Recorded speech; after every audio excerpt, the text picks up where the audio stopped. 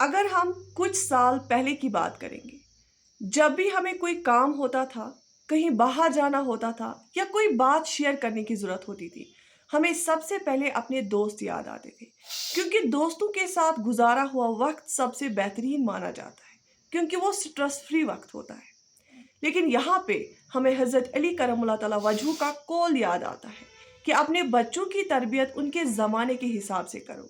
अगर हम देखेंगे कुछ सालों से कश्मीर में एक नहीं, दो नहीं, बहुत सारे ऐसे इंसिडेंट्स देखने को मिले जहाँ पे कुछ लोग अपने दोस्तों के साथ गए लेकिन लौट कर आज तक वापस नहीं आए।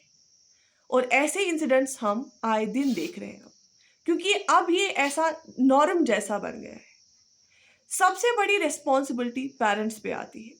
पेरेंट्स को ये इस बात का इल्म ज़रूर होना चाहिए कि उनके जो बच्चे हैं, उनके दोस्त कौन हैं, उन दोस्तों की फैमिली कौन है, वो अगर घर से बाहर जाते हैं, वो किस काम के लिए गए, किसके साथ गए, कितने बजे आते हैं, कितने बजे जाते हैं। ये सबसे बड़ी रिस्पॉन्सिबिलिटी पेरेंट्स की है।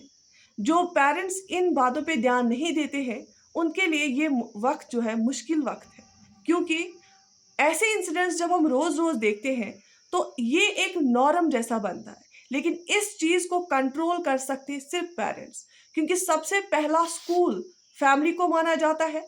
जो काउंसलिंग होनी चाहिए बच्चों की, वो सबसे बेहतरीन अपने पेरेंट्स से हो सकती है। और इस बात की भी ज़रूरत है, काउंसलिंग सेशंस की ज़रूरत है, स्कूल लेवल पे काउंसलिंग सेशंस की ज़रूरत है। क्योंकि ये क्या होता है कि बहुत सारे बच्चे, उनमें ईगो होता है, इनटॉलरेंस लेवल बढ़ गई है। इस ईगो से बच्चों को बाहर निकालने की ज़रूरत है, इस टॉलरेंस को बढ़ाने की ज़रूरत है, इनटॉलरेंस को कम करने की ज़रूरत है। और ये एकदम से अब नहीं हो सकता है, क्योंकि अब लाइफस्टाइल ही चेंज हो गया। तो इस पे बहुत ज़्यादा काम करने की ज़रूरत है। हर एक मीडियम के ज़रिए इसको ठीक करने की ज़रूरत है। स्कूल में भी, फैमिली के लेवल पे भी, कम्युनिटी के लेवल पे भी, बाकी जो बच्चे होते हैं उनको भी अपने ग्रुप्स पे नज़र रखने की ज़रूरत है।